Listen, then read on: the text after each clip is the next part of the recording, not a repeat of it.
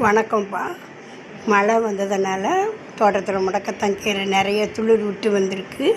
அதனால் இன்றைக்கி முடக்கத்தான் கீரை தோசை போட்டிருக்கேன். இது மூட்டு வலிக்கு, கால் வலி, உடம்பு எல்லாத்துக்கும் நல்லது. பாருங்கள், அதை எப்படி செய்கிறேன்னு உங்களுக்கு காமிக்கிறேன். கீரையை நல்லா கல்லுப்பு போட்டு சுத்தம் பண்ணி வைங்க.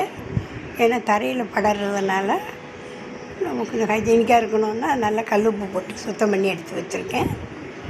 இதை ஒரு மிக்ஸி ஜாருக்கு மாற்றிக்கிடுவோம்.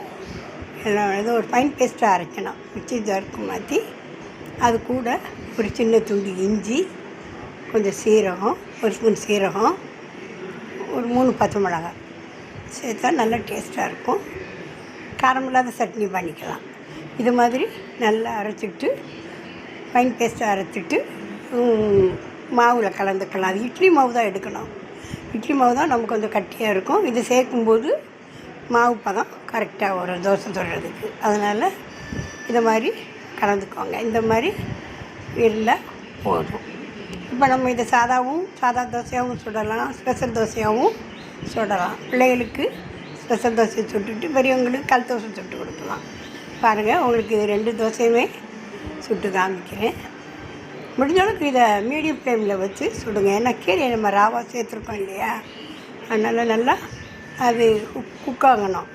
அதனால் ஹையில் வச்சு உடனே எடுக்காமல் நல்லா மீடியம் ஃப்ளேமில் வச்சு நல்லா சுட்டு எடுத்த அந்த தோசை உடம்புக்கும் நல்லது, சாப்பிட்றதுக்கும் நல்லா அடை தோசை டேஸ்ட்டில் நல்லாயிருக்கும். பாருங்கள், இப்போ நான் ஸ்பெஷல் தோசை மாதிரி ஊற்றிருக்கேன்.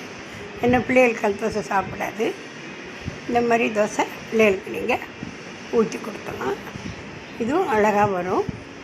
அடுத்து பாருங்கள், நான் பெரியவங்களுக்கு அவங்களுக்கு நான் கல் தோசை ஊற்றி காமிக்கிறேன். பாருங்கள், அதுவும் நல்லா வரும். கல் தோசைக்கு முதல்லையே சட்டியில் நல்லா தோசைக்கல்ல எண்ணெய் தேய்ச்சிக்கோங்க.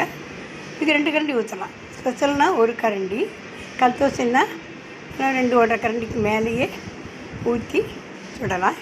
முடிஞ்ச அளவுக்கு மீடியம் ஃப்ளேமில் வச்சுக்கோங்க. ஹையில் வச்சோன்னா எடுக்கவும் வராது, வெந்தும் இருக்காது. உள்ள அந்த கீரையெல்லாம் நல்லா குக் ஆகணும்ல, அதனால் மீடியம் ஃப்ளேமில் வச்சு இந்த தோசை சுட்டு விடுங்க. இது காரம் இல்லாத தேங்காய் சட்னி வாங்க. ஏன்னா நம்ம தோசையில் பச்சை மிளகாய் சேர்த்துருக்கோம். அதனால் முடிஞ்ச அளவுக்கு காரம் குறைஞ்ச தேங்காய் சட்னி இதுக்கு ரொம்ப ஆப்டாக இருக்கும். இந்த பாருங்கள், கல் தோசை எவ்வளோ மீடியம் ஃப்ளேம்லேயே போட்டு சுட்டு எடுத்து இது மாதிரி நீங்களும் உங்கள் வீட்டில் செஞ்சு ட்ரை பண்ணுங்கள். தேங்க்ஸ் ஃபார் வாட்சிங்.